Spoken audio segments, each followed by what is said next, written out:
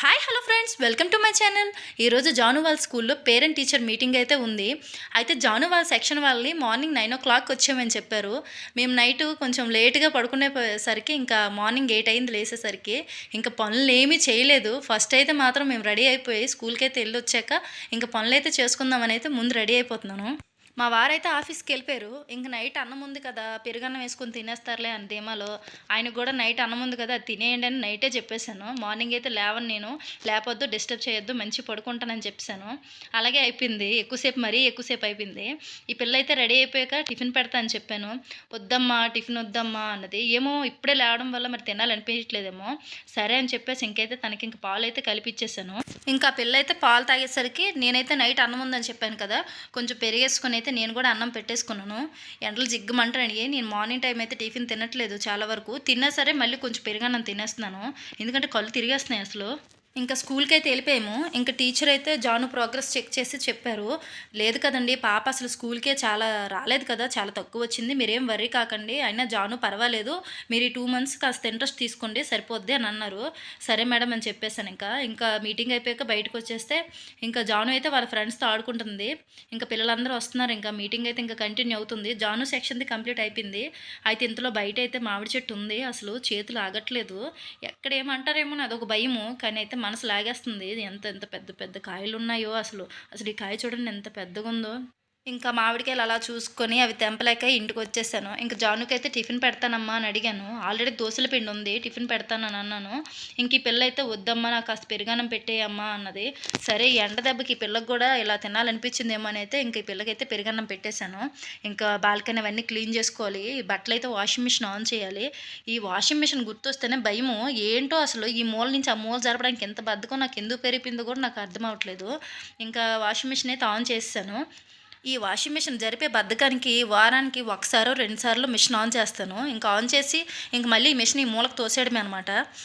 ఏంటో మరి machine లేనంతసేపు machine వస్తే బాగున్ను, బట్టలు ఉతకడం ఈజీ అయిపోద్ది అనే ఫీల్ ఉండేది.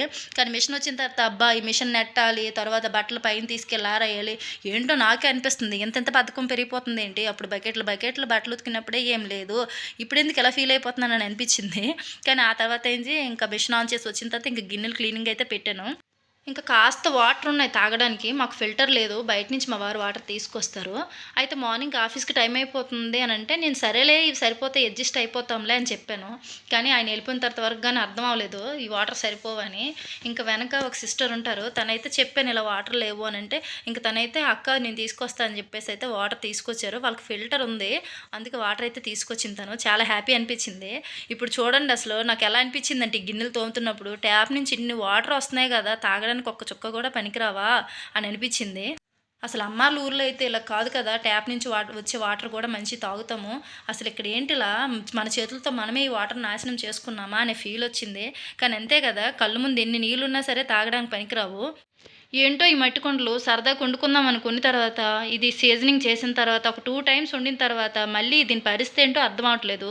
ఇప్పుడైతే నేను ఇది ఒక 2-3 times వాడాను అంతేని. అప్పుడే అసలు కింద అయితే పగులొచ్చింది అన్నట్టు కనిపిస్తుంది. అయితే ఈ గ్యాస్ స్టవ్ మీద అయితే చాలా వరకు మెయింటైన్ అవ్వేమో ఈ కుండలు అయితే మాత్రం. నేను అనుకున్నా ఇది బాగుంది, నెక్స్ట్ వేరే కుండలు కొందామని అనుకున్నా. కానీ దీన్ని క్లీన్ చేసిన తర్వాత ఫస్ట్ టైమే చూసినప్పుడు కొంచెం ఏదో డిఫరెంట్గా ఉంది అనిపించింది. మళ్ళీ ఇప్పుడు క్లీన్ చేసిన తర్వాత చూస్తే ఇంకొంచెం ఎక్కువైంది అనిపిస్తుంది. ఈ స్టవ్ వేడికి ఇవి నిలబడవబ్బా. ఎంతో సరదా పెట్టి కొన్నాను, ఎంతో జాగ్రత్తగా వాడుతున్నాను, అయినా సరే ఇది నిలబడట్లేదు. దీన్నైతే అయినా పగులుతుందనైనా మళ్ళీ క్లీన్ చేస్తున్నాను, చూద్దాము అనేసి క్లీన్ చేస్తున్నాను. అయితే దీన్ని పీసీ ఏం వాడొద్దు అన్నారు, ఓన్లీ సర్ఫ్తోనే అలా క్లీన్ చేస్తున్నాను జిడ్డు వాసన పోవాలని. అసలు ఇప్పుడు కుండలు స్ట్రాంగ్గా తయారు చేయట్లేదేమో మరి. మా నాన్నమ్మ అయితే అసలు నేను చూసినప్పుడైతే ఒకే కుండలు కనిపించేవి ఆ ఇంట్లో అయితే మాత్రం. తను ఎప్పుడు ఒకలాంటి కుండే వాడేది. అదే అనుకున్నా అసలు ఎంత బాగా వాడుకునేది తను. ఇప్పుడు ఒక కుండ 2 times వాడేసరికే అంటే చిన్న మంచిగా అనిపించట్లేదు, ఏదో దెబ్బ కొడుతుందనే ఫీల్ వస్తుంది. కానీ ఇప్పుడు ఎందుకు ఇలా అయిపోతుంది అని అనుకుంటున్నాను. మేబీ గ్యాస్ వల్ల, ఒకవేళ గ్యాస్ పొయ్యి మీద దీనికి ఇబ్బంది వచ్చి మంచిగా పని చేయదా ఒకవేళ అనే ఫీల్ వచ్చింది. కానీ ఇదే లాస్ట్, మరైతే కుండలు కొన్నాం ఎందుకంటే అర్థమైపోయింది నిలబడవని. ఇంక దీన్ని అయితే క్లీన్ చేసేయడం అయితే చేసేస్తున్నాను. తర్వాత చూసుకుంటున్నాను, మరి ఇంకోసారి చూస్తాను పని చేసిందా సరే, పని చేయకపోతే మాత్రం ఏవో ధనియాల మొక్కలు ఏవో ఏవోటి వేసేసుకుంటాం ఇంకా దీంట్లో అయితే మాత్రం. ఈ పగులైతే మీకు చూపిద్దాం అనుకున్నాను, కానీ కనిపించట్లేదు. ఆ పగులైతే మాత్రం డైరెక్ట్‌గా కనిపిస్తుంది. సరే అని చెప్పేసి ఇంకైతే మాత్రం ఎండకు పెట్టేసాను ఈ కుండ. బాగా కడిగేసి ఇంక ఎండలో పెట్టేశాను. ఇంక మా వారు సాయంత్రం వచ్చాక వాటర్ తెస్తారు కాబట్టి ఇంక ఈ వాటర్ టిన్‌లన్నీ క్లీన్ చేసేస్తున్నాను. మళ్ళీ ఆయనొచ్చి అప్పటికప్పుడు గాబర పెట్టేస్తారు. ముందే ఇంకా క్లీన్ చేసి ఎండలో పెట్టేస్తే ఆయనతోటి ఇంకే తలనొప్పి ఉండదని అయితే ఇవి క్లీన్ చేస్తున్నాను.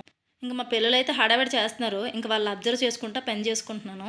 నా వీడియోస్ నచ్చితే లైక్ చేయండి ఫ్రెండ్స్. ప్లీజ్ సపోర్ట్ మీ. నా ఛానల్ సబ్స్క్రైబ్ చేసుకోండి.